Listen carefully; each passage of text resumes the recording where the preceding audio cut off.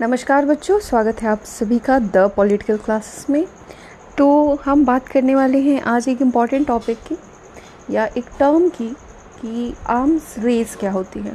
Arms race को political science में किस तरीके से जाना जाता है।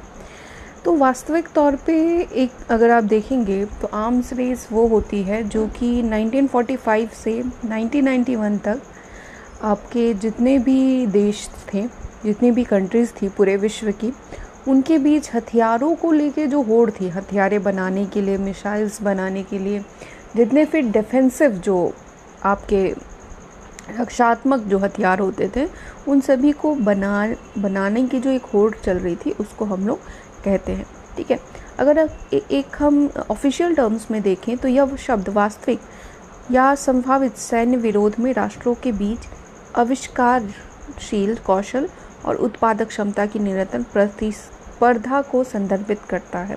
यानी प्रतिस्पर्धा मतलब एक तरीके का कंपटीशन हो जाए। जैसे कि 1945 से 1991 के बीच यूएसए और यूएसएसआर के बीच में जो भी एक तरीके से आप देखोगे कि एक टेंशन चल रही थी, कोल्ड वॉर का जो टाइम पीरियड था, तो उस टाइम पीरियड में आर्म्स रेस की जो एक इम्पॉर्टेंस है वो बहुत बढ़ गई थी। क्योंकि अगर अमेरिका कोई मिसाइल बना रहा था तो यूएसएसआर भी बना रहा था। अगर अमेरिका स्टार वॉर कर रहा था तो आपका क्या कहते हैं, यूएसएसआर भी स्पेस में जाने की कोशिश कर रहे थे।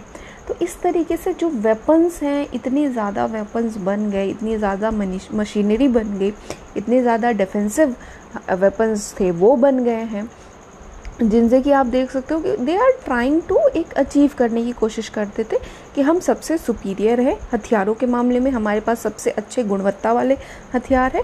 उसी को हम लोग आर्म्स रेस कहते हैं। आर्म्स रेस में सबसे ज़्यादा इम्पॉर्टेंट अगर आप देखोगे तो वो कोल्ड वॉर के टाइम पीरियड में हथियारों की जो रेस है वो सबसे उच्चतर स्तर पे थी।